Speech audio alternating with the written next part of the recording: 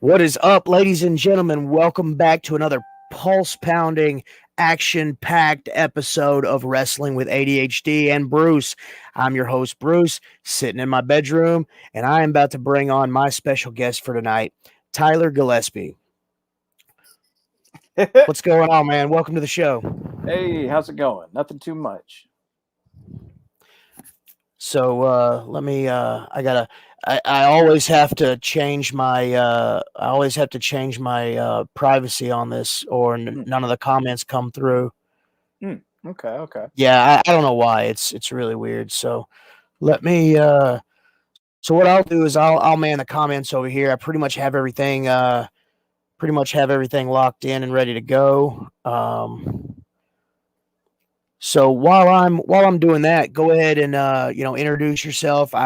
You sent me the bio. I added all that stuff so everybody got to see it. So just in your own words, just kind of introduce yourself. Howdy. My name is Tyler Gillespie, also known as folks know me as Yogi, Mr. Yonko Bailey, or Ugly Steve Scruggs, just kind of depending on where it is. I've been wrestling for about a year and a half.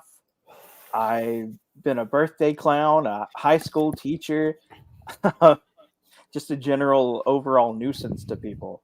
I was trained by Antonio Reyes or El Rey, Craig Stone, and he wouldn't call it training me, but I basically help out with Norman Mekligoff, and I'm pretty sure I just butchered his last name, but I it's do more of a I do every time I say his name.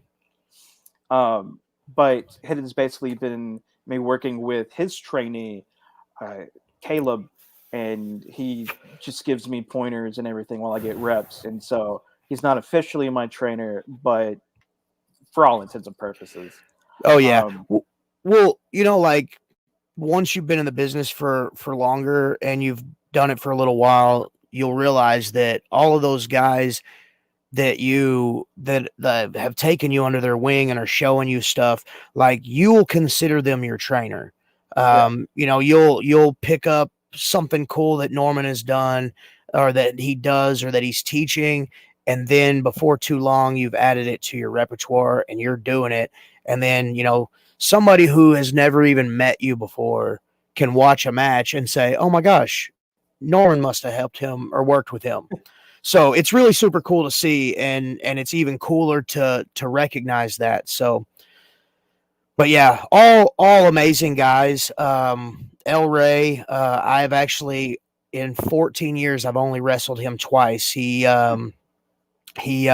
operates mostly on the west side of the state. South Central Wrestling over there, and they do good things. Good shows, good people, good atmosphere. yeah, 'cause that was the place I debuted at. Oh wow, Reyes, if you're listening, I'm putting you over bigly. So book a werewolf. Oh, Always accepting bookings. yeah, same. I'm not too far off from Right? posting a graphic for it. I've just been having to. Craig is having to kind of like iron out some dates because of somebody who's trying to bring in, and to make sure everything is cool with that. But I've actually got booked for all of December right now Awesome. at Hot Awesome. Seat, so I'm excited for that. Oh, right on. Right on. My neck of the woods. Yep. Uh, Maybe we'll get to work. Right now, me and Draven are tagged up, but man, me and him are always down to do singles and wrestle new people. So Oh it'd yeah, be just really some good. meaty men slapping some meat. Oh, absolutely. That's the best.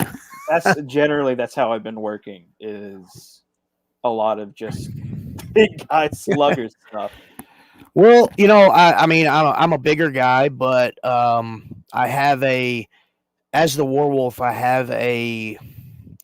I wouldn't really call it generic style, but I'm the classic brawler. I have Mm, you've seen me. I have yeah. an intense style, something that looks really, really, heavy hitting, but it's really not. Really, really good stuff. I mean, I've got a technical background, but Being a bigger guy, I tend to get typecast in more of kind of a ground and pound type role. But I mean, it works. So Yeah, if it ain't broke, don't fix it. yeah. And some of those things as a bigger guy is like awkward. Yeah, I know like some transitions are kind of weird, and it's to where it's like I've had to just grind that out and constantly do it to where it's just straight up muscle memory. yeah. Because I know Norman mentioned to me one time. He was like, "Your body is so weirdly shaped, and I don't know how you're doing this as smoothly as you are." And so I'm just like, I've been doing this for I've Yeah. done nothing but this for like the first 3 months of when I was getting trained. So it's Oh yeah, dude. That's well, I mean, like my story is a little bit different. I honestly, and I don't mind. I used to be ashamed of this, uh, but I don't mind saying it now. I guess I've come to terms with it. I trained for 3 days before I was put in the ring, and the guy that trained me, he our first match, he gave me um like stereo instructions, like 1984 stereo instructions, and it was like this thick of a book, Hmm. and it went from the time we walked out until the time we walked back to the back, and I ended up blowing all of it out of my ass and forgetting every single thing in the world.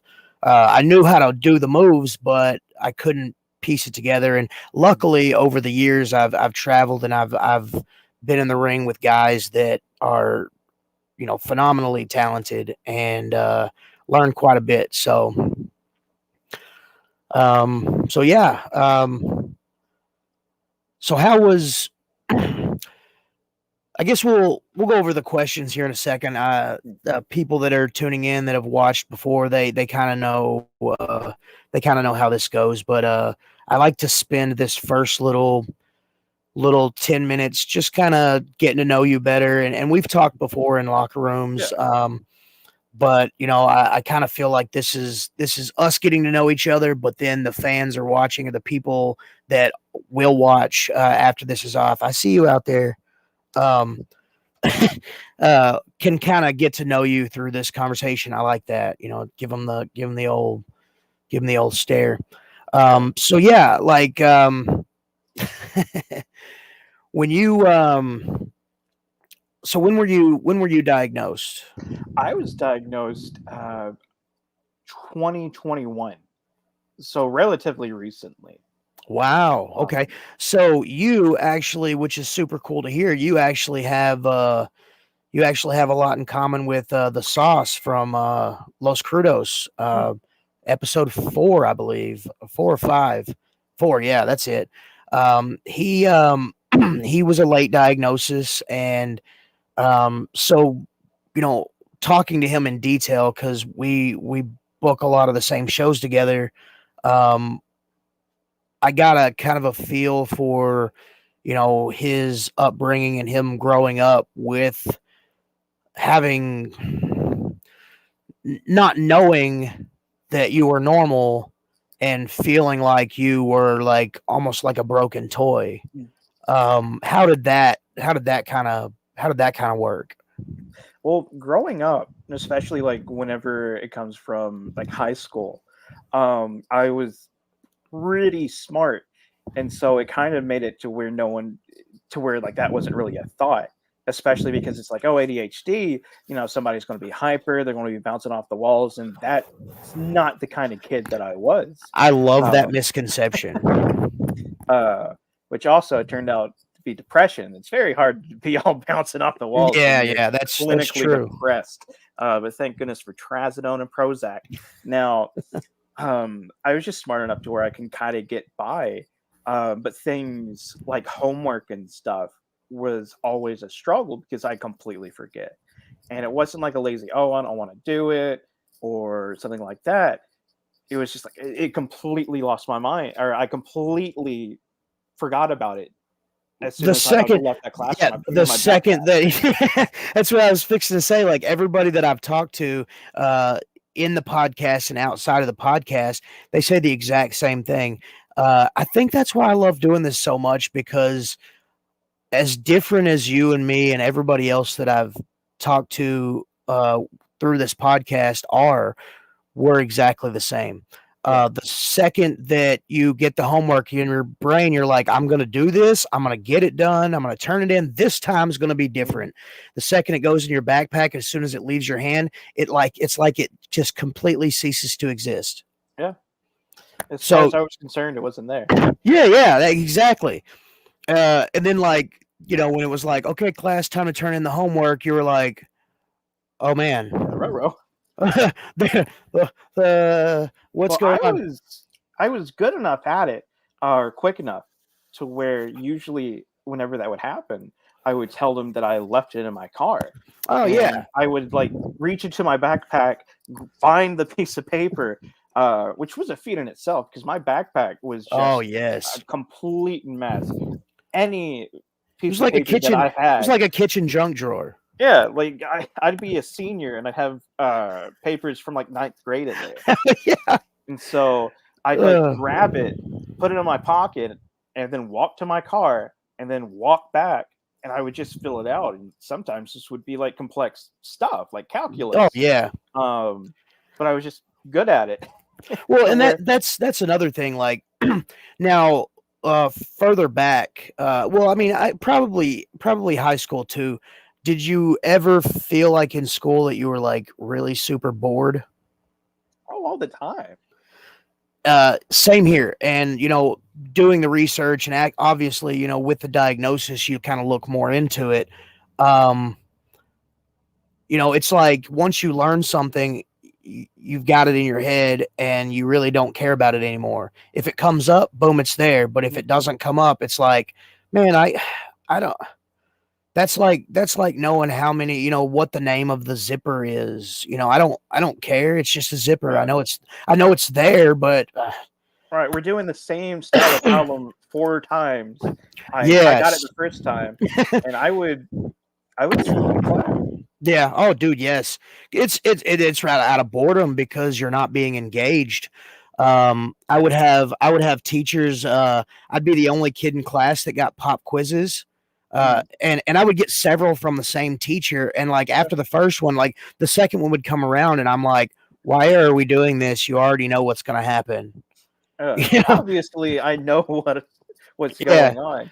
Because I would get that. I wouldn't get like a full on quiz. No, it would I just don't think be my like pertinent things that she would or he would think that you just didn't get because you were just not paying attention or yeah, but they sleeping. call you out. I Yeah. had one Oh, teacher dude. who, after like the first couple of times, they were like, you know what, I'm just going to let you sleep. Dude, I love teachers like that. And me and Brad touched on that subject later in the interview. There really should be a almost like a section of teachers that just know how to teach children with ADHD and hyperactive disorders, because you can engage a kid, and once they have it, it's done. Then they can go and do whatever they want. Yeah, but then the issue is that then you have the parents that are like, well, my kid doesn't have ADHD. There's nothing wrong with them. As a high school teacher, I faced that a lot. Yeah. So I'd have kids that were just the perfect definition of ADHD, bouncing off the walls, couldn't sit still, got him a fidget spinner, and you'd finally pay attention. But the parents were like, nah, not my kid. There's nothing wrong with him. Yeah. Luckily with my parents, like, my grades started slipping, obviously, because I wasn't paying attention, and I was in the second grade. And now my teachers had actually said something in kindergarten about it. So, and my parents were like, well, look, like it's way too early to tell. Let's just give it a year or two. And if it's worse, we'll fix it. Or if it's at the same level, we'll try to figure something out. So like Ritalin for me, like really the first time I got that, the mental focus that was there was just crazy. I wasn't, all the outside stimulus was gone. So yeah, like I asked that question about, being younger and growing up and not knowing that our brain, that your brain was wired, or your chemicals were jiving in a different different way. Like how was like elementary school? Well, with I it's one of those things where I was smart enough to where I just kind of got by I with got you. basically everything. So And as long as you fit in the box of answering the yeah, questions and everything, they didn't really yeah. mess with I you. mean, there was also like other things they were worried about a little bit more. Because like growing up as a kid, I didn't really socialize very well. And I didn't get a lot of social cues. I was a mean little shit. And I didn't understand that that wasn't like a deal. And so I had a lot of like child psychiatry visits and everything, psychiatrist visits, trying to handle like how I'm having these very inappropriate responses to what's going on, to where I would break down in tears at just the slightest thing. Turns out it's autism, but Well, I um, mean, one thing that I've realized is ADHD and autism, they go hand in hand. They oh are yeah, they are similar. So I could understand that. I was just thinking while you were saying that you had a lot of childhood psychologists and stuff. Um, when I was diagnosed, like I went to a doctor, and then the doctor referred me to a psychologist, mhm, and that's how I found out. yeah, It was a psychologist, and then like when I went to college and I was getting my bachelor's in psychology, I realized, or I found out, that that is the only way you can be diagnosed, is by seeing a psychologist, because they yeah. are specifically, taught how to diagnose, ADHD and stuff like that. So I could see how autism could have masked Yeah. Well, the if I remember right, symptoms of there's like ADHD. there's a lot of overlap between the two, to where a lot of times if somebody has ADHD, they might Yes. also have autism, or vice versa.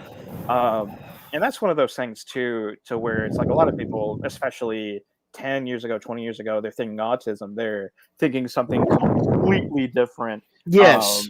To where, someone uh kind of has that stigma, to where now it's kind of like, oh, it's like a spectrum kind of thing. Yeah. Um, Well, and not like and Rain Man over yeah, here. That's what yeah. people. Well, and okay, so that right there, that was like one of the severe ends of the spectrum, kind of probably directors and writers not really understanding at that point what autism was, Yeah. because when I was diagnosed,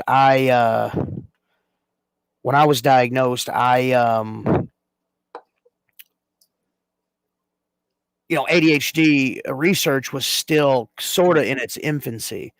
I have an uncle on my mom's side who was one of the first patients to receive Ritalin, mm, and it was. I'm not saying that it was like. I'm not saying that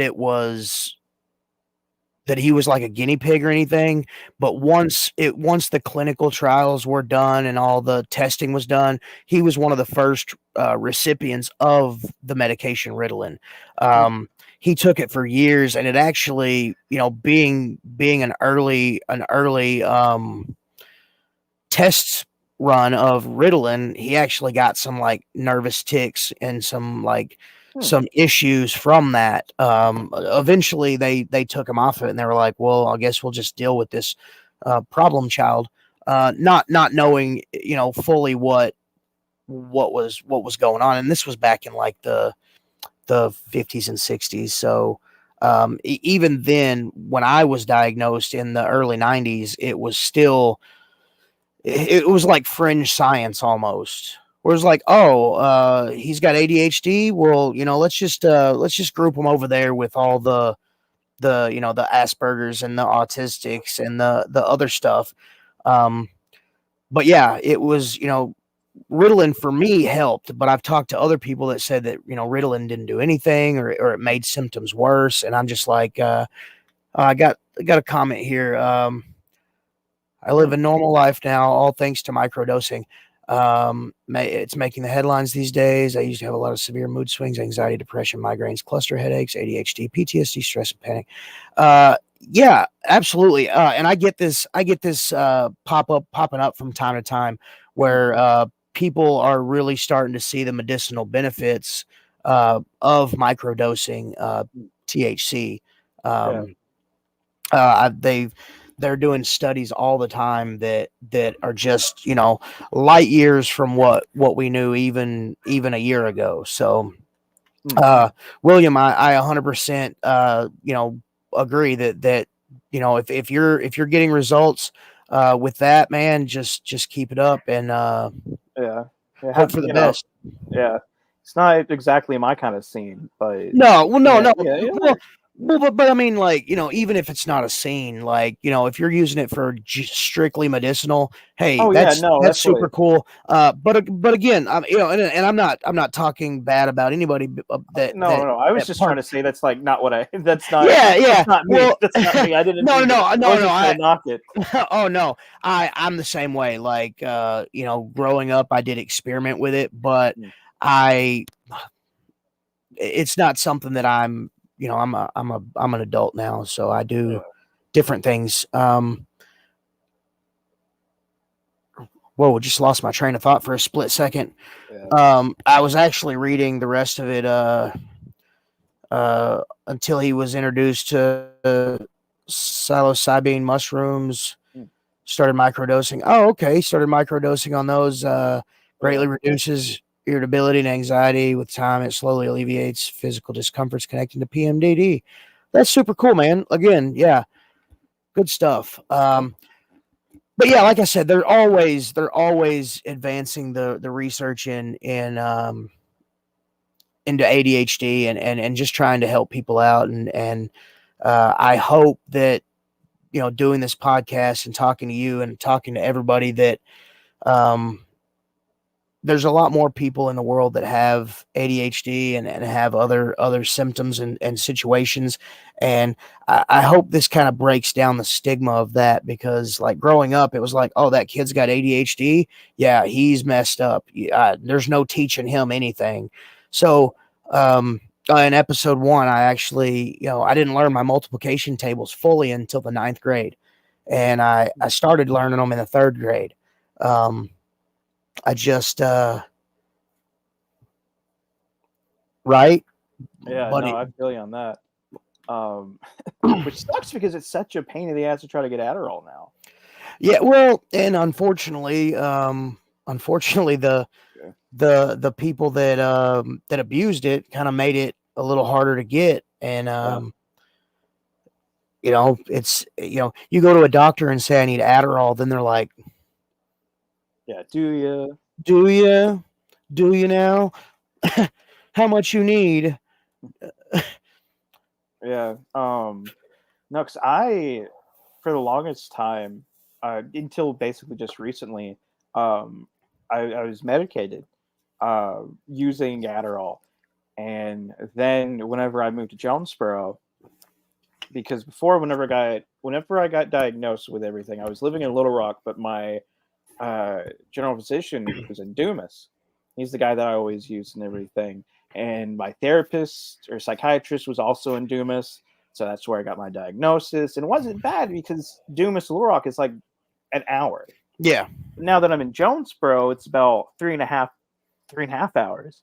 So I can't just go. yeah, yeah, And so for the longest, I was medicated and then I was just rationing it to where it's like, well, I'm wrestling. I have this fairly dangerous hobby that requires me to focus. always focus. Yeah. Cause I'm like, if I'm spaced out at the wrong spot, I'm afraid somebody can get hurt or I get hurt or that the match looks like shit. Yeah, Um, there's definitely a certain level of mental focus that has to be maintained almost at all times. yeah. And then it's like, wow, I'm almost out. And so I'm like, whoa, I wonder what it's like wrestling unmedicated. And I've been doing that for about a month so far because I only have like one thing of Adderall left, and I'm saving that for my match with Garion in Mm. the Wiener Festival. Oh Rice wow, yeah. Festival. Yeah. That's going to be wild. Oh yeah. Hey, if you're paying attention and you like watching wrestling, October 14th in Weiner, Arkansas, the something annual. It's well over 100 years. Yeah. Rice Festival.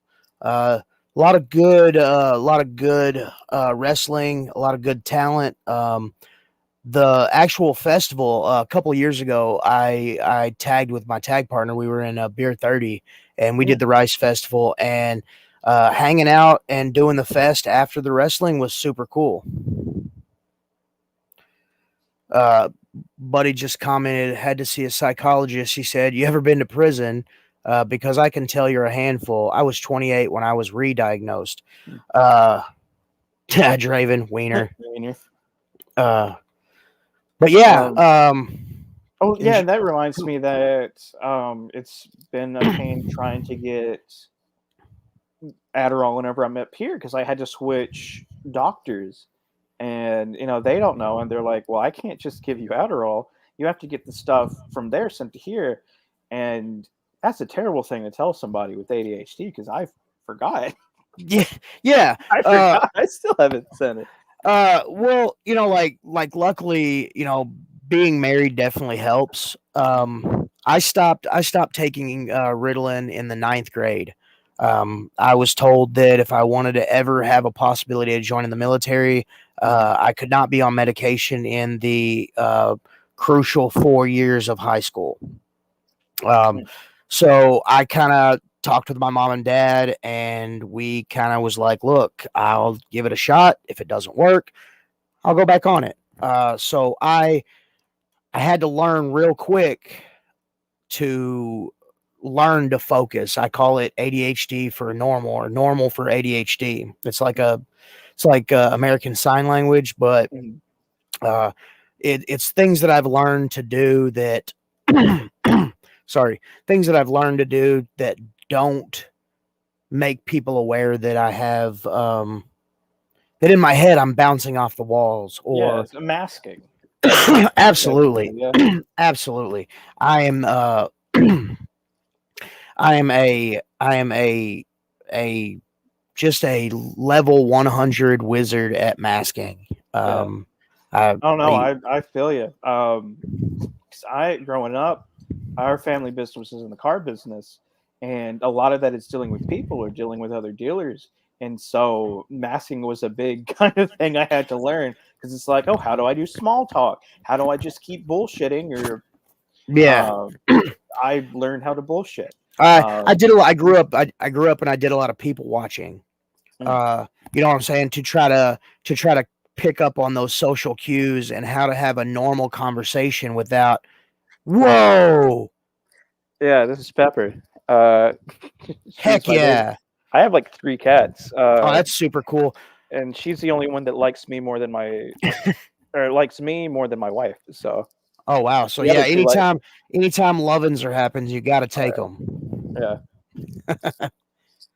I had a cat growing up, and I had him for 18 years, and it was when he passed. I didn't have an animal for a while, and then my family, to try to make me feel better, we found a dog, and so you may hear dogs in the background at some point. I haven't heard them bark yet, but if you go back and listen to any podcast that I'm on in the past couple of months, you've probably heard my dogs. I've got a yeah. I pack see of him them. or I heard him on one of the STUs. Yeah, yeah. And when that happens, I just kind of get quiet and look over to the door. I'm like, "Who you guys?" Uh, I doubt the other two will pop up. If they do, I'll hold them up because they are significantly fatter than her. So that's awesome. I love animals, all kinds of oh, animals. same, yeah. So let's get into the questions. They're only 5, but like I said, we can I'll ask them, and then we can kind of expound on them a little bit. Dang it. Yeah, I feel like I got the same thing going on. So I may have already asked this, and the answer, not necessarily academically. So how did ADHD affect you growing up? obviously you didn't realize that you had it. So like, were Yeah. there were there instances of getting into trouble? Were there instances of, besides the homework thing, like were there instances of, just what kind of dealios did you deal with?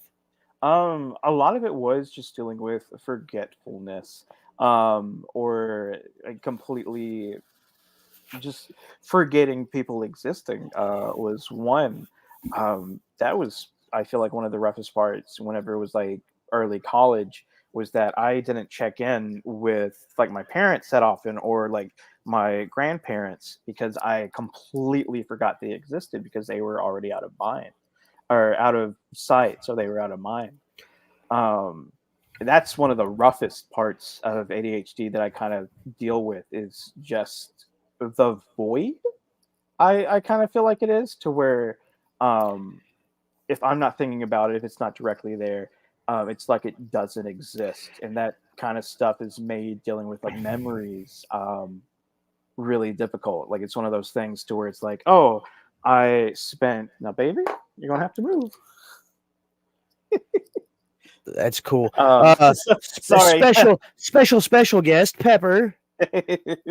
So where it was like dealing with memories, or the lack thereof, it's like, oh, I spent a significant amount of time with my great grandmother, um, and like I was over at her house more than my own, and since she's passed around 10 years ago, a lot of those memories are completely gone. And so that's kind of like, also I was a theater major, and I was trying to act.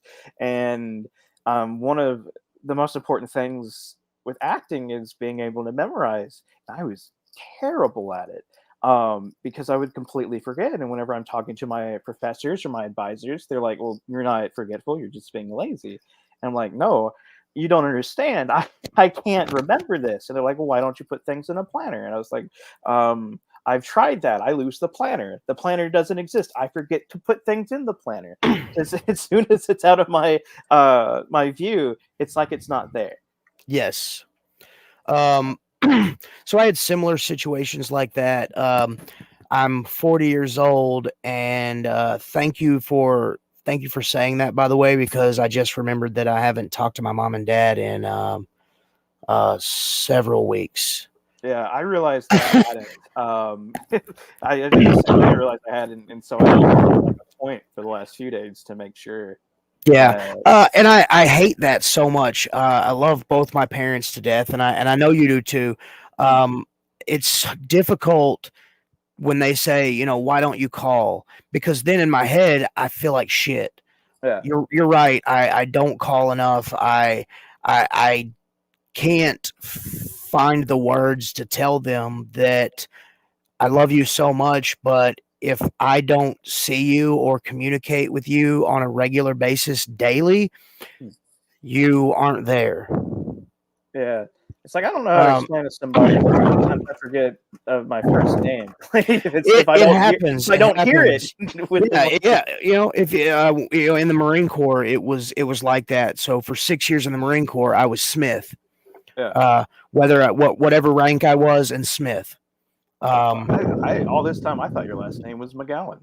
I'll go on a little caveat on that. So Smith is Scotch Gaelic for McGowan.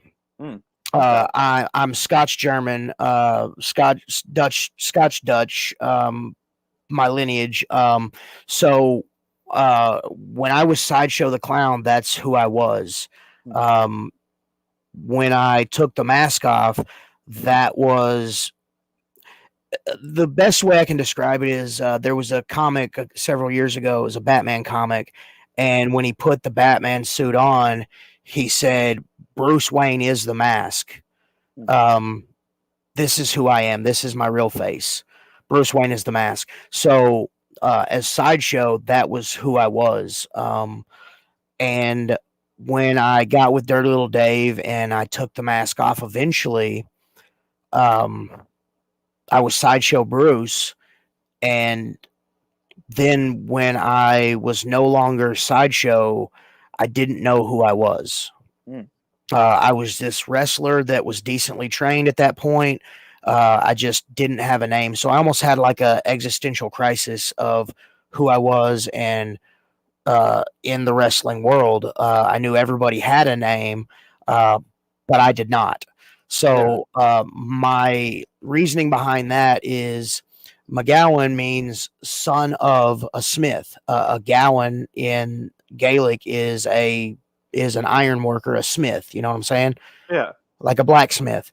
Yeah. And in Scotch Gaelic, Mac, which means son, is the Irish equivalent of MC.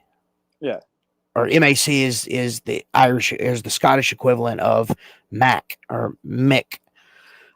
So that's where the name came from. So basically, I am wrestling under my real name. I just dropped the Wayne, so it's just Bruce McGowan.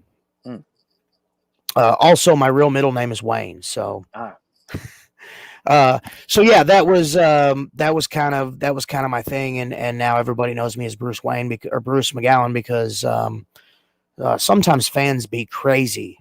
Oh yeah, no, I understand. I've gotten some messages. It's wild. Some mainly people upset because like they'll find me and they're upset like their kid didn't get a balloon animal or something. I'm just like, bro, there's 100 kids. Several years ago, I actually had some fans show up at my house, and it was really weird. I didn't know how to react to that because up to that point, it had never happened. And they weren't like aggressive or mean. They were actually fans of me from like several years back, and they lived in the same town that I did, but they didn't really know where I lived. And I guess they were just driving by and I happened to be outside and they were like, oh shit, it's Bruce. I had to politely explain to them that, hey guys, that guy that you see at a wrestling show, that's not this guy. Yeah. Boundaries. Yeah. It was really weird. So like, it was almost like not really like my first taste of like stardom and like fans finding me, but it kind of was, it was like, oh, wait a second. I like that, but I don't like that at all. I like the recognition, but I don't like the thought of any random person. Because at some shows I'm a bad guy, or I have been a bad guy at some shows. And I learned from old school guys that if you're doing your job, the fans want to find you. Yeah. So it was kind of scary, but I went about it the right way, and I just kind of explained to them that, hey, this is not appropriate. I only know you from wrestling shows, so I don't know you outside of wrestling. So this is my safety. This is my safety zone. This is my bubble. This is my escape from that world. The same as wrestling is an escape from this one. So, but yeah, that's and one thing. Dude, I went off on a tangent on the name. So, so in the Marine Corps, it was, Private, PFC, Lance Corporal, Corporal, Sergeant Smith. It took me a while to realize that I had a first name that wasn't my rank after I got out, got into the civilian world, and people started calling me Bruce, and I would almost completely ignore them. And then in a split second be like, oh, you're talking to me. Hey, sorry, I wasn't ignoring you. I just forgot I had a first name. Yeah. That's how it was like with teaching, because nobody calls me Tyler. It's as a teacher, it's always Mr. Gillespie. Yeah. So that first name just kind of gets swept under a rug. I'm not going to talk to myself, and if I do, I'm not going to call myself by my name. Right. My wife only calls me by my name if I've done something wrong. So yeah. I actually had a weird thought today. Like, of course, me and my wife, Saturday, we celebrated our 22 years of being married. And I think I could probably, if I had 100 fingers, I could probably count how many times in 22 years that I've actually called her by her name. As being married, it's always babe or honey or sup, good looking, just it's always pet names. Yeah. Um, Yeah, right now so my wife's favorite one for me is Stink. So oh, lovely. yeah, no, it's romantic. Oh, okay. Yeah, yeah, yeah, it's romantic. Isn't that right, baby girl? She's like, "Oh, baby." She's in the other room. Oh, hey, look, honestly, um, being married with ADHD is sometimes the best and the worst thing ever. Oh yeah. More best times, more best than worst because like if you don't want to go anywhere, you just act up, and then your wife never wants to take you anywhere. Oh God, no, my wife. It's very something similar with that. My wife hates going with me to Target, or she hates bringing me to Target because I have the unfortunate thing of ripping the gnarliest, most unimaginably smelly farts. Oh, right on. So And like so, so like society forgetting farts. yeah, I no, love those. Like, there's nobody here on this earth but me. Rip. yeah, follow you down 3 aisles, Wow, awesome. on a fart. That could be considered a Uh, superpower almost. oh yeah, no, I'm glad that I'm not in one of those things because that's what it would be, and I'd, um, That's that's a great. legacy to leave. That's That's great. That's so cool. I know it sounds like I'm not being serious, but I actually am. That's super cool. I find that very, very hilarious. Me, I'm just loud. Uh, yeah, I don't mean to be, but I feel like well, I can't remember the name of that movie where the dude he one of the lines was I can't control the volume of my voice, and the throughout the that line he's varying the level of his voice, and so I can't kind of familiar. yeah, it's like I can't control the volume of my voice. I can't remember exactly what movie it was, but I'm a walking pop culture reference. Mm, So I could say the line. I couldn't for the life of me. Like if there was a gun to my head, I couldn't tell you what right. movie it was or who exactly said it. But yeah, that's a thing, man. Like I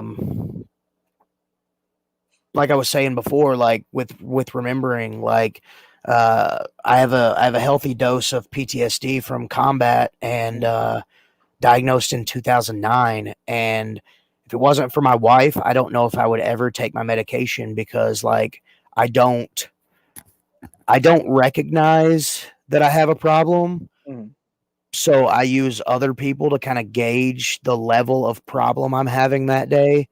So, like, if the wife asks me if I've taken my medicine, mm. I hear, "Hey, dumbass, take your medicine." But really, she's just trying to remind me to take them instead of saying, "Hey, maybe you should go take your medicine because Yeah, you are getting there." You know what I'm saying? yeah, So that helps. With wrestling, like you were talking about with the planner in school, I used to, and I sort of have been fighting this problem for the past couple of years. Of somebody will come to me and say, "Hey, I want to book you on this show. It's on this date." Yeah, man, I'm down. And then I'll go back later, and I'm like, "Yeah, it turns out that I was already doing something on that date, so I can't." yeah. Turns out that's my anniversary. Like, Yeah, I literally have to do that. So what I do is I don't even if my anniversary falls on a weekend, I just tell everybody that I'm wrestling for, hey yeah, guys, the weekend of the 23rd of September, I will not be wrestling. So don't call me mm, because I'll show up yeah. and then I'll die.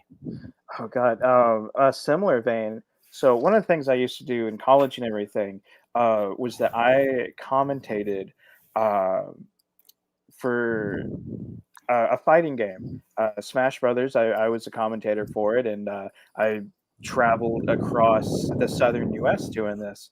Um, and whenever it was the first 3 months, no, it was about the first. It was the first year Kate and I were dating, and I was getting I had a paid gig, and they were like, "Hey, can you come on this date and everything? We're going to pay you $150 to drive to Memphis and commentate this deal for us." And I was like, "Yeah, sure." And then I told Kate, I was like, "Hey, baby girl, I'm getting a paid deal. It's on this date." And she was like, "Well, that's my birthday." Oh, And so I was like, "Well, no, it's fine. I can do it." She's like, "No, do what you want." And so I did what I wanted, and she spent her birthday with me commentating Smash Brothers. oh wow. Um, Hey, so not to cut you off, yeah. but is this something that I could like purchase and hear your voice, or is it like what is that? I'm sorry, Smash Brothers, Smash Bros. Smash. It's a fighting game. And so I was doing commentary like over it while people were competing. Oh, I thought you meant like they used your voice, and I was like, bro, that is super super cool. No. I was no. They would have tournaments and everything, and they would Oh, stream it. sweet, And so I was sweet. commentating over it. Oh, that's super cool. Yeah. So she was my wife would describe that as being the most miserable she's ever been in her entire life. Oh yeah, no, that date Will go that down in birthday was infamy. bad. Oh yeah, no. She oh goodness, I might have reminded her about it now. Uh-oh. I don't. She hasn't turned around. Well, I don't think she's wearing headphones, so I do apologize if I tore a Band-Aid off too quick. oh no, it's fine. Those are the wounds that never end, that never heal. Well, it could have been worse. It was worse too, because I asked her what she wanted for her birthday, and she's like, "Oh, you don't have to get me anything." And dude, she's still with me though. That's how hey, that's so good. That's so great. I had to let the wife know early, like in our dating, that I wasn't a psychic. I don't pick up on social cues. I'm not a mentalist. I can't read minds. If you want me to do something or you don't want me to do something, you have to be the most serious and the most spell it out as you've ever been in your entire life. Because if you say, "Hey babe, go hang out with your friends and enjoy your night," guess what Bruce is gonna do? Yeah. I didn't realize how poorly I picked up on social cues until I was with my wife, and she was very clearly explaining, "It's like, hey, you're a fucking idiot." Right. I've had those same conversations with my wife, and yeah, Because whenever I've said, I was like, "Hey, I don't want anything for my birthday." I was like, "Oh, I don't want anything." Sweet, And off then, the hook, right? yeah. No, it wasn't like that's how it worked. Yeah. And then we had a very we had a heart to heart, a very very clear understanding and dialogue, this discussion. Yes. Yeah, you probably hear them. There they are. Hey. Sons of bitches. But no, yeah, I completely get it. I wish I could tell you. I wish I could tell you it gets better from somebody who's been married for 22 years, but it's downhill from here, bro. I don't know. I don't know if I describe a day with my wife as downhill. It's always going okay. uphill. I love her so much. So don't get me wrong. I absolutely love being married, and I love my wife to death. Hey, it's the Supreme Kenny Omega. Supreme Kenny Omega. But yeah, I absolutely love my wife and I love being married, but I realize every day how inept I am at every single thing. Yeah. Which is fine. Yeah, I mean, I at least I know my weaknesses and I'm working on them. So that being said, I love you, Kim. If you tune in at some point, or if you are one of the 3 people watching now, I love you very much. Don't suffocate me in my sleep. So yeah. question number 2. How has having ADHD affected your wrestling career up to this point? It's made me really meticulous on a lot of things to where I can't think about it, because if I think about it, I'm going to forget. And so I've had to dedicate a lot of stuff into muscle memory, to where it's like I cannot afford to hesitate whatsoever. My body has to know what it's doing before I can even think about it.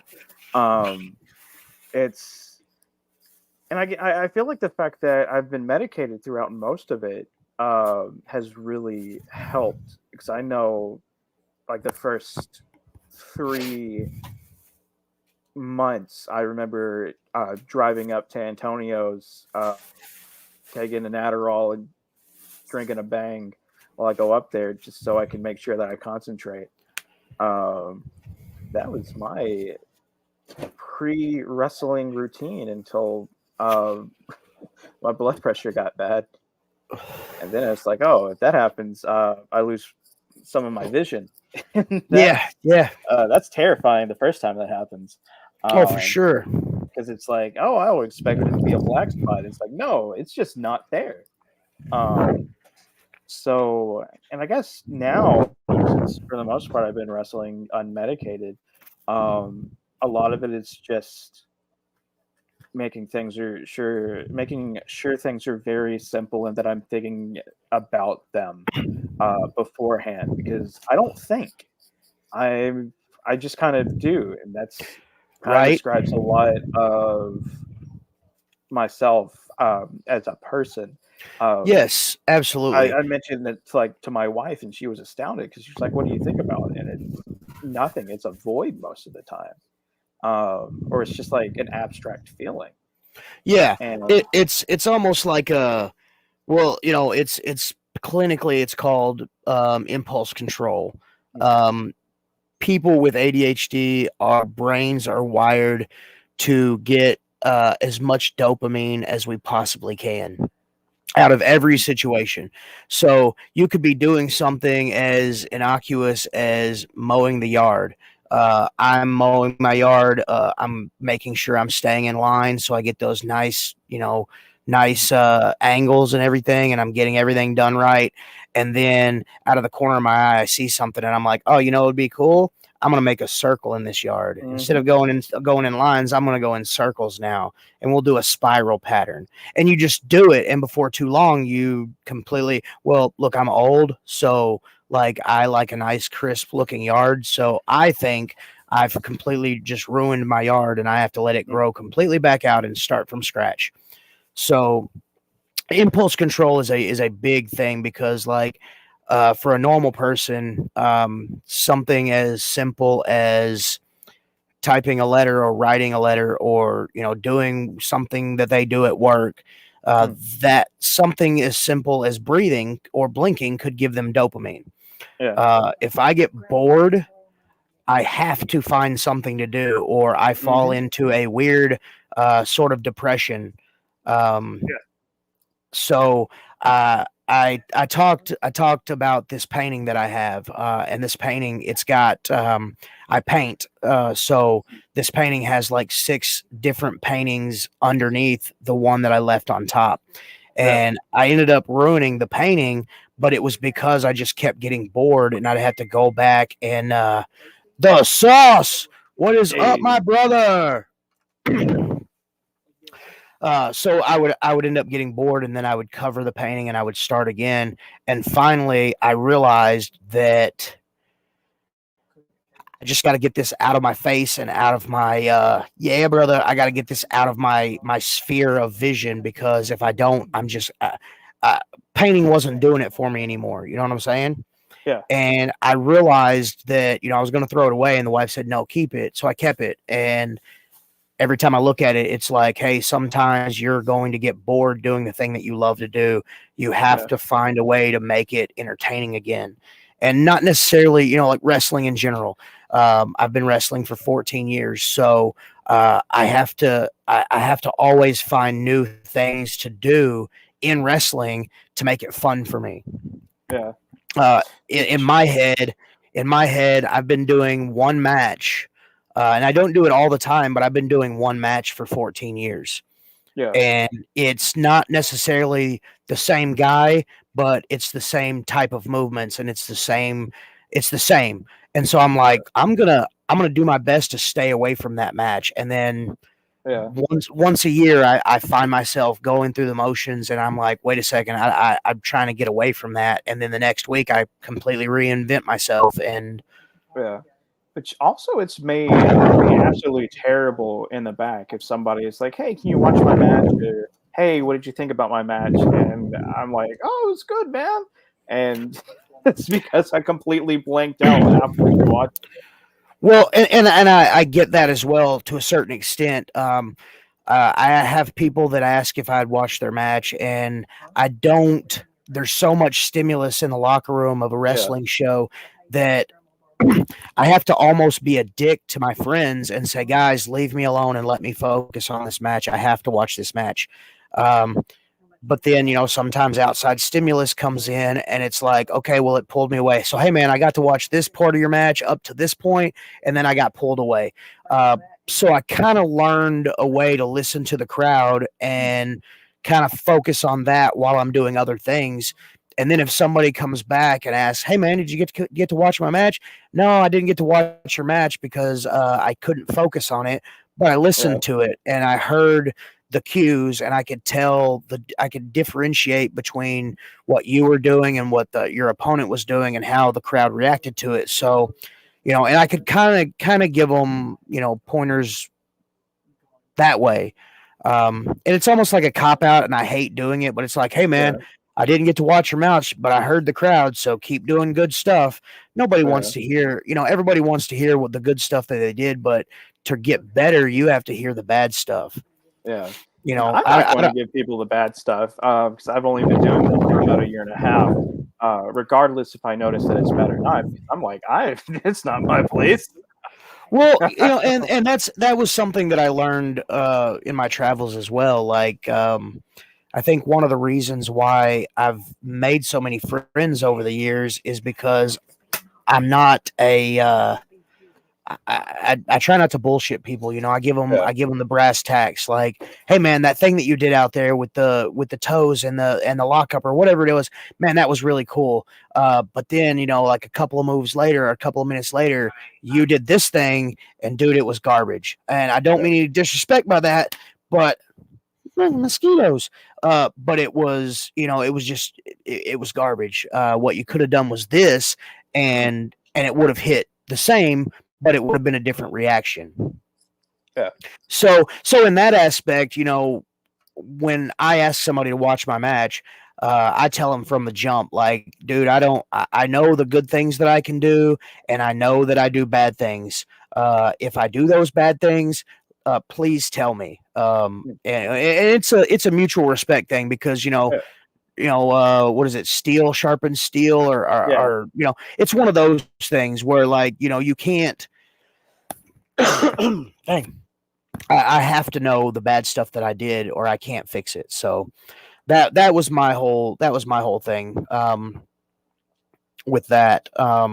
So yeah, I do similar things. Mm. I used to have a bad habit of forgetting all of my spots, Mm. and because I was so focused on what everybody else was doing, I would lose my entire train of thought. Um, Now, if one of my opponents was like, "Hey, after this spot, what do I do?"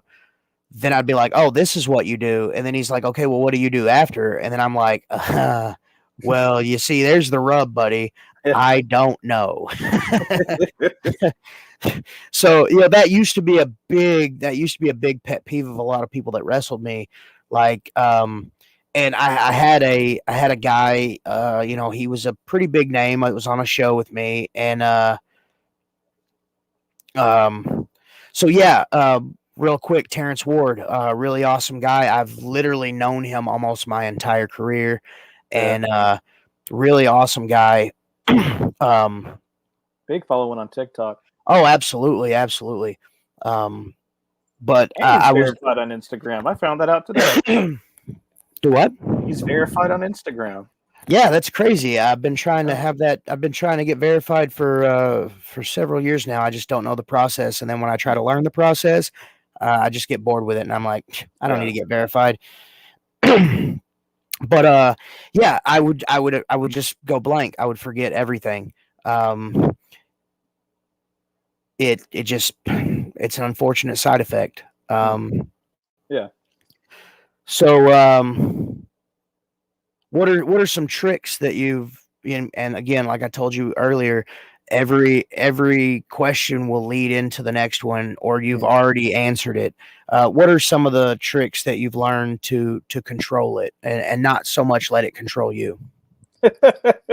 um well I well, that's kind of the thing, is that a lot of it I don't necessarily have tricks for it, um for dealing with it. I've never been a very proactive kind of person. I've always been more reactive.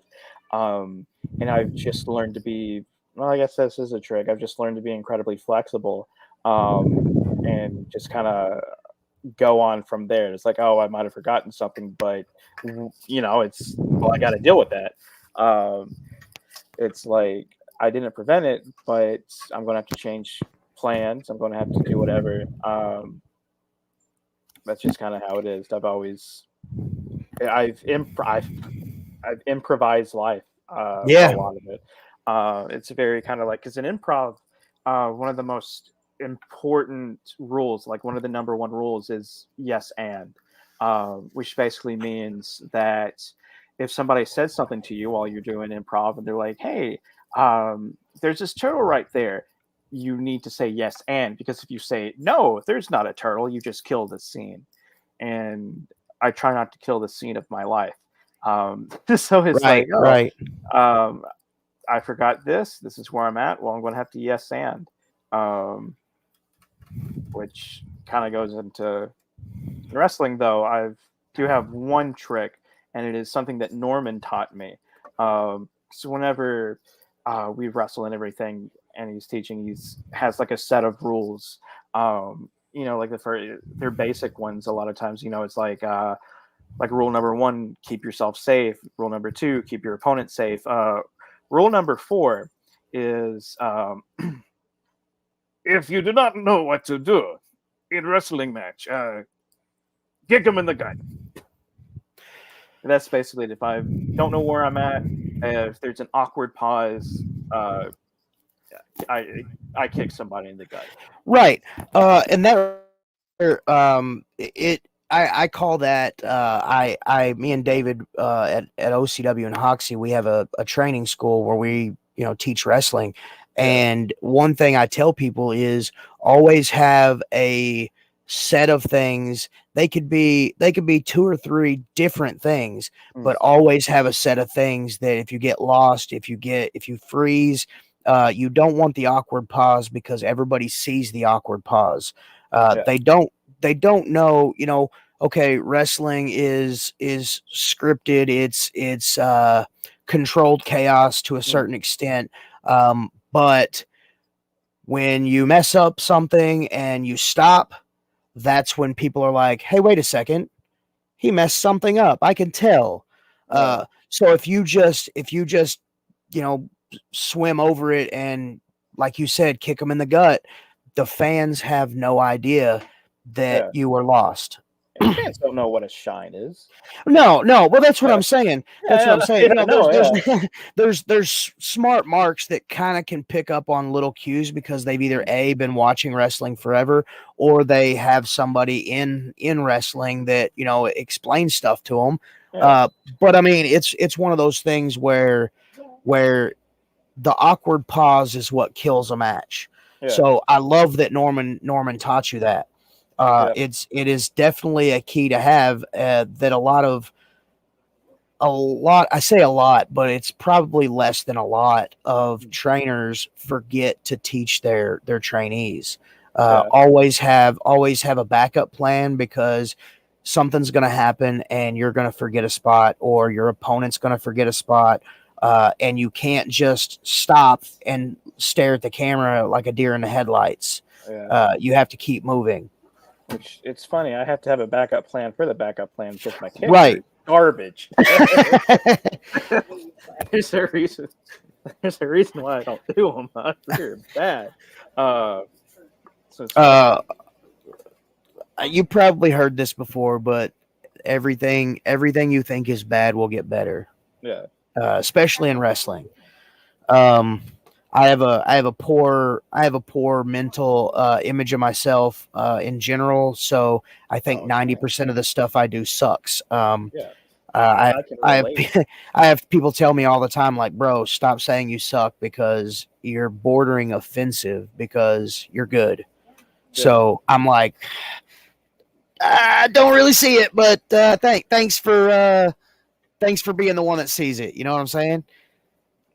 Yeah. I'm the same way. I have to like rewatch because 9 times out of 10 after I finished with a match, I'm like, oh man, that was awful. Yeah, well, I have to like rewatch it a few times. Like, oh, it's not as bad as I thought it was. Yeah, well, hindsight's always 20/20, and like at first when you look at something, you're like, oh man, that was the absolute shits, and then you watch it again, somebody else watches it, and then you're like, oh well, in the grand scheme of bad things, that wasn't that ranked well close to the bottom of the barrel of bad things. I could have skimmed one right off the top and really, drove home the shit factor, but I didn't. Yeah. So yeah, I guess that goes into question number 4. What are some positives and negatives that you've seen from wrestling with ADHD? Well, one of the positives, and I guess it's a negative too, is that anything that I watch of myself is almost brand new to me, because a lot of times I completely forget about, after I have that match, I completely forget about it. It doesn't seem like it's a memory. And so I'm watching it back and I'm like, oh yeah, this is nice. This is entertaining. I become kind of like a spectator of something that I've already done. But it's also funny. You get a funny reaction when somebody's like trying to talk to you about it, and you're like, "Man, I don't remember that." And they're like, "Oh, did you did you get a concussion?" And I was like, "Oh man, autopilot." Yeah, you don't understand. It's nothing like that. It's like I look at it. I've described it as like a supercomputer that just like only uses memory for like really super important stuff. Like remember I don't know if you ever watched SpongeBob, but I watch SpongeBob to this day. Remember the episode where Squidward tells him to forget every single thing except for fine dining and breathing. and breathing. Dude, I get that way sometimes. Like I only remember the things that like matter. And in the grand scheme of things, well, in my brain, like, hey, I did the match. It's over with. I can't take anything back. I can feel bad that I messed up this spot. Or when I watch it, I'm like, oh God, where'd that come from? Or I find myself like having an inner dialogue in my match. Several months ago, I took a bump, and the first thing I did was throw my head back. And I laid on the mat, grabbing my head while my head was pounding and just being like, wow, that was a really greenhorn thing of you to do.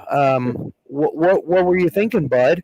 And then I was like, man, sometimes stuff happens. You're in the moment. You don't think about the bump. You hit your head, and then you're like, all right, there I am. But yeah, I did that Saturday. What's up? I said you just reminded that I did that Saturday to where I took a bump, and Ali Savage. They were having her do a code red off the middle rope. Oh yeah, I saw a video of that. Yeah, and so part of the deal, we're making sure she can do it to several different people. Yeah, and then Heinzman was like, "Does Ugly Steve want to take one?" I was like, "Oh hell yeah!"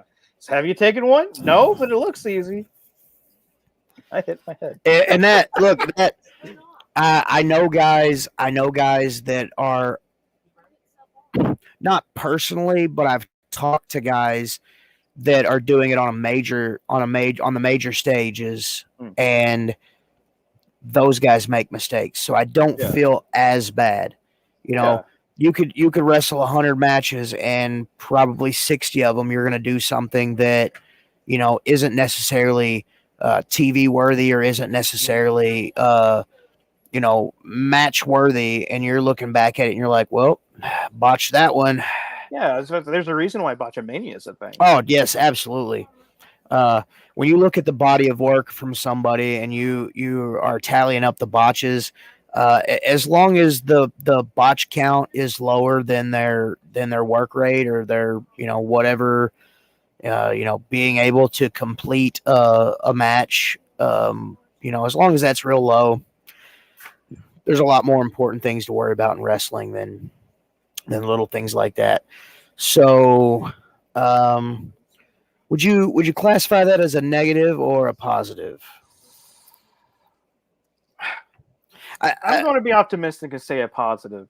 Yeah, I would say so. Well, I find myself from time to time dwelling on Yeah. Oh yeah, that's a positive in things. itself. Well, no, I'm saying like a negative of it. I'll botch a spot, and then like I had to adopt a mentality of you're not as good as your last match. You're only as good as your next match, because you could have a killer match, and if you have the mentality that you're only as good as your last match, you could be amazing, but then the next week or the next match just blow it out your ass. And then you have that mentality of, well, I guess I'm shit, Yeah. Which I guess another positive of that, at least for me, is that I forget about my last match. If I have a bad match, I feel bad about it. I forget that it happened, and so I don't feel bad as much. That would definitely be a positive. Yeah. Because God, I had last match I worked. Saturday before last was an absolute stinker of a match. It was a tag team and everything, and just it did not gel right. And I was fucked up about it for like that night, and then like the next time at training because I saw Craig and like I was reminded of it. But for the most part, I don't dwell on it. It's like, oh yeah, that was a thing that happened, and then it goes back into the void. Yeah. I'm glad that you call it that, because in I guess in medicine, in the health field, there's this mental disorder. I don't know if it's really a mental disorder, but it's called the call of the void. Where everybody, at one point you're driving down the road and you think, oh, I wonder what it would be like to just veer into oncoming traffic, or I wonder what it would be like to, and these may not be like actual things that you voice, or just kind of passing thoughts like, well, it would really definitely were before I started taking antidepressants. well, and I've talked to people of all kinds of walks of life, and they've when I say perfectly normal, I just mean they don't have depression, or they don't have anything wrong with them. Yeah, neurotypical, I think, is the clinical word. Yeah. Okay. So yeah, the main the baseline of what medically you would consider somebody normal. Yeah. So that have had these thoughts, and it's not something that anybody would ever act on, but there are some cases where you got to always watch somebody, or they've got to be on medication, because all that call of the void draws them in. But I'm glad that you called that the memory hole, kind of the void, because I've almost, in describing my own ADHD, I've almost taken that phrase, the call of the void, and I've almost adapted it, or I have adapted it to my wrestles with ADHD, or my wrestling with ADHD. The call of the void for me is not really wanting stuff to be memory hold, but when stuff is, it's like, okay, on to the next thing. Yeah. And in some cases that can be a positive, or it can be a negative. So, but yeah, I was going to say that earlier when you mentioned, stuff going into the void and then being gone. Yeah. So yeah. Okay. So, with me, I've had a little bit longer to recognize the situation that I'm in, and really learn how to kind of adapt life with ADHD, so that I'm not like, trying to talk to somebody normal and then all of a sudden I'm like, woo, or just making a noise to get that dopamine of hearing a noise. You know what I'm saying? Yeah. Uh, I have you were talking about, with kids that, meet every criteria for having ADHD and their parents not wanting to recognize, because there can't be anything wrong with my perfect child. Mm-hmm. I I have a little stone that I keep in my pocket, and if I'm in a conversation with somebody and the conversation isn't giving me the dopamine that I need, man, I got my hand in my pocket and I'm rubbing the shit out of that stone. You know what I'm saying? Yeah. And the feel of the smoothness of the one side and the roughness of the other gives my brain the dopamine that I need to carry on a normal human conversation that isn't a bunch of clicks and whistles or Right. uh but yeah, so I've had extended period of time to adapt to ADHD for normal, so to speak. Yeah. So when I, the whole tips and the whole tricks, maybe, then there's nothing wrong with somebody not having, learned those, or, but if you're learning them now, you're Yeah. still getting that and being able to, like you said, you're saving your medication and you've just started wrestling, without it. Yeah. You're kind of, you know, it's like going from not a wrestler to a wrestler. Yeah. You're taking a leap of faith, and you're paving a new path. So for you, you know, what what being on medication is like, and Mm. you're learning what it's like to not be on it. Yeah.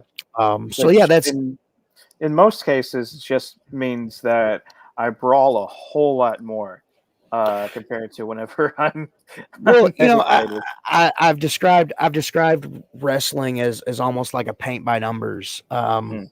As long as the colors sort of match what people have in their mind's eye, uh, close to it, you're telling the story that you're trying to tell. So that um, there's a lot of gray areas in there. Pun definitely intended. You can paint, you can paint with a gray, Yeah. and as long as it meets the criteria in the fans' eyes, then it's a wrestling match. So like the brawling, you could fill up a whole match with that. Oh yeah. Me and my tag partner, probably 4.5 years ago, we wrestled 8 minutes of a 10-minute match, working a headlock. Mm. It was the greatest thing ever, because we were heels, so Yeah. the fans were pissed, just Oh, I absolutely bet. pissed. And man, we gave the face one move, and it was a big boot. That was the shove off. It was the duck a line, take a big boot, and dude, the building exploded. It was Yeah. like, once you give that face that one move, man, that's all he needs, because you've kind of given the example of shit wrestling up to that point. Yeah.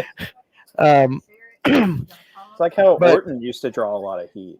yeah, A yeah, just really simple, simplistic couple stuff. stomps and a rear chin lock for 3 minutes. Yeah, being friends with Derek King, I've been able to watch several of his old OVW stuff when he was working training over there, Mm. and watching some of Orton's older matches from back then. It really it really taught me, like, the old school, like, really heel, less is more. Mm. Uh, a wrestling fan, they want to see action and they want to see this and they want to see that. But when you take that away from them, that's when you, on a psychological level, that's when you're slapping that person in the face.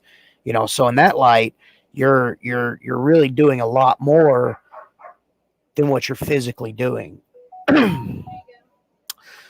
So yeah, positives and negatives. That's a good thing. So now the fifth and final question. And this is something that I've kind of thought about over the years. What is something? What's something that you would say to kid you, adult you now, knowing that you have ADHD, and if there was ever a point when you were a kid that you felt like you were kind of a square peg trying to get put into a round hole, like what are something that you would tell kid Tyler? Mm. Hmm. Wow. Probably just more of you're not lazy, you just have ADHD. Like, you're autistic as shit. That's what you are. Uh, just like, don't worry, kid. It doesn't get better, but at least you know. Yeah, Um, yeah. that and start wrestling before you're 27. Do that. Hey, Say that. dude, I've been wrestling for 14 years. I started almost 2 months after I turned 26. Mm, And every single day I wish I would have started when I was 18 yeah, or younger, cuz back then in 2000, or even in 2001, I could have there were several places that I could have learned wrestling, and I could have actually been wrestling. yeah, um a friend of mine, Maverick Summers, he wrestles in the Tennessee area. He joined the Marine Corps, and he actually started wrestling in Japan. One of his first duty stations was in Japan, and he actually started wrestling over there. So I'm just like, man, out in Southern California, there were so many wrestling companies that I could have just went to and been like, hey, I want to do this while I was in the service. yeah, Because every weekend, unless we were like on deployment or doing a field op with training, man, it was free. So yeah. So I spent. oh, go Oh ahead, no, sir. you're fine. Go ahead.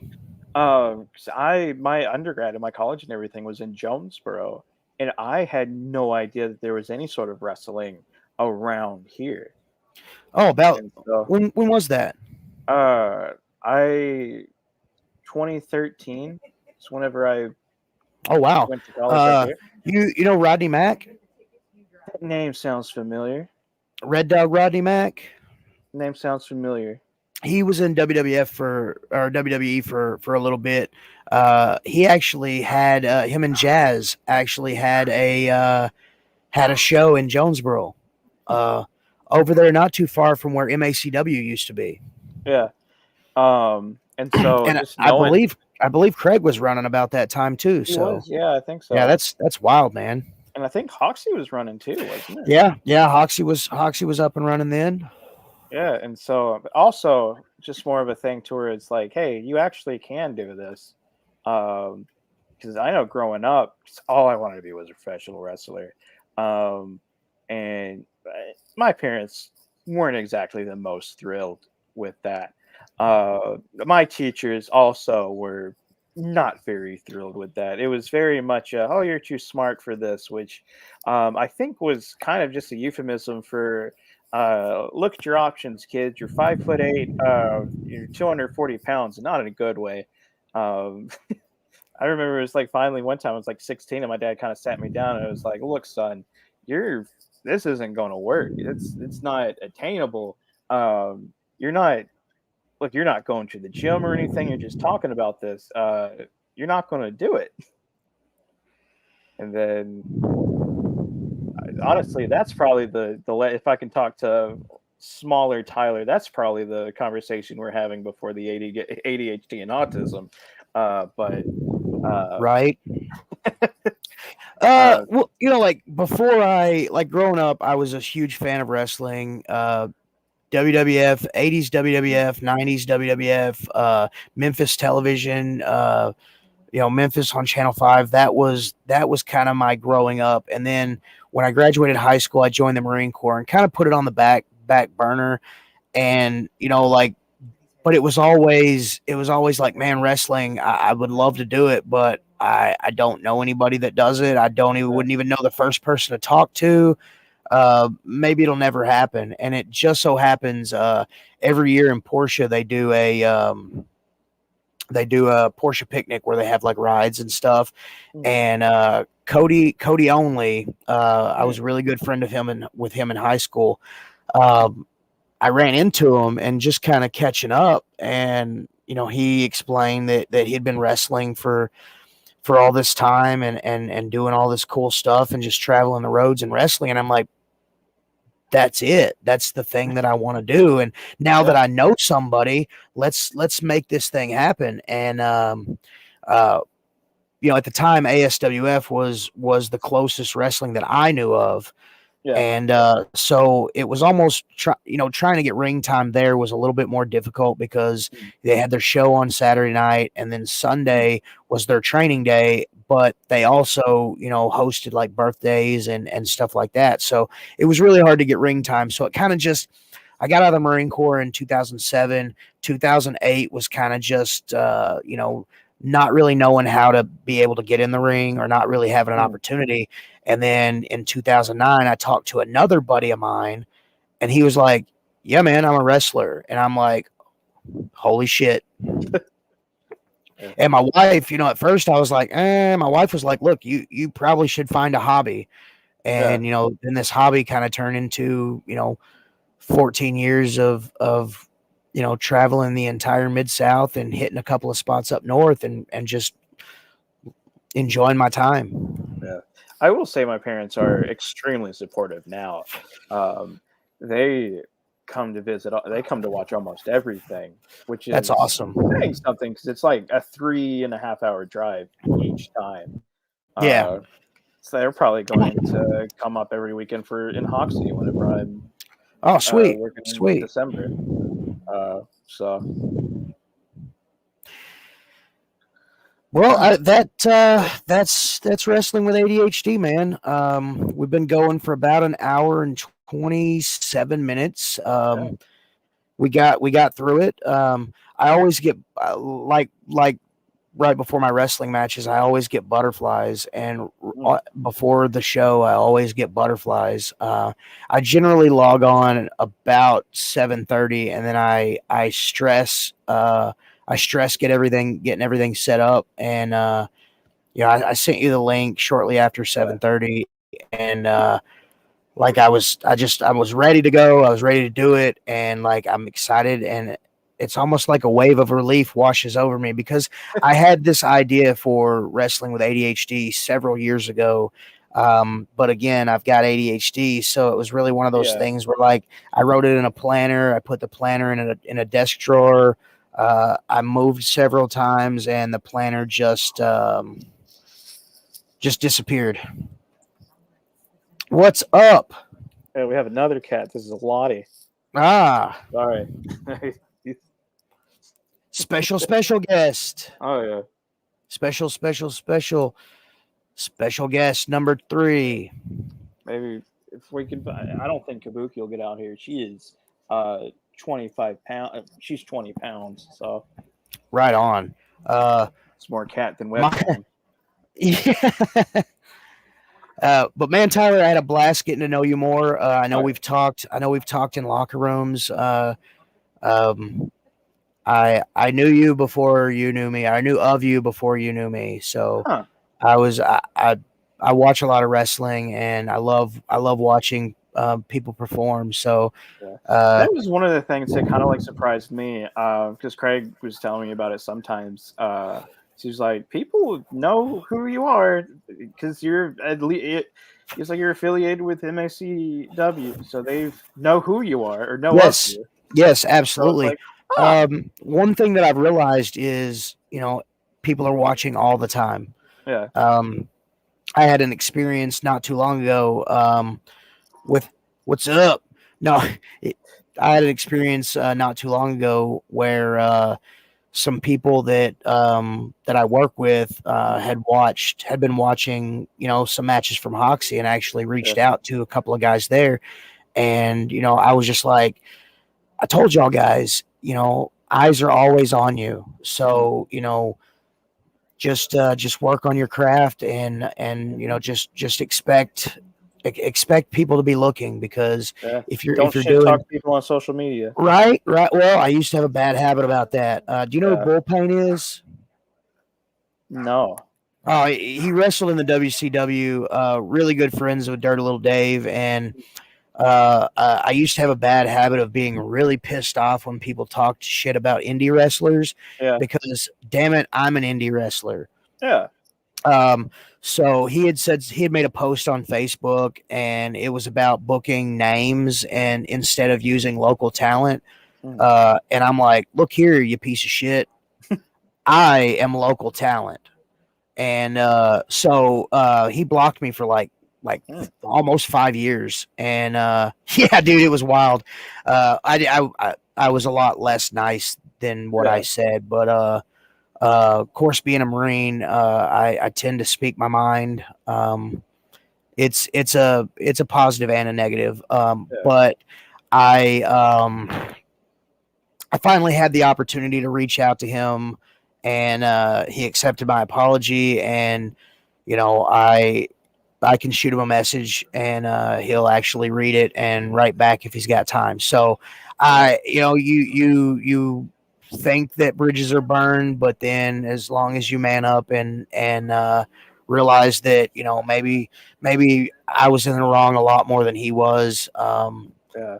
I just and I didn't was. realize how small the world was. Because Oh, I saw absolutely.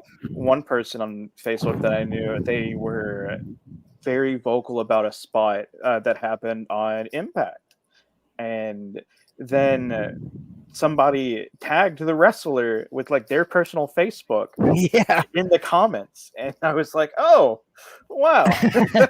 Yeah, and that's the weird thing. Like the more places you work and the more talent you work with, you'll recognize that some of these people, and the option is always there, even for you Yeah. to get noticed or get seen.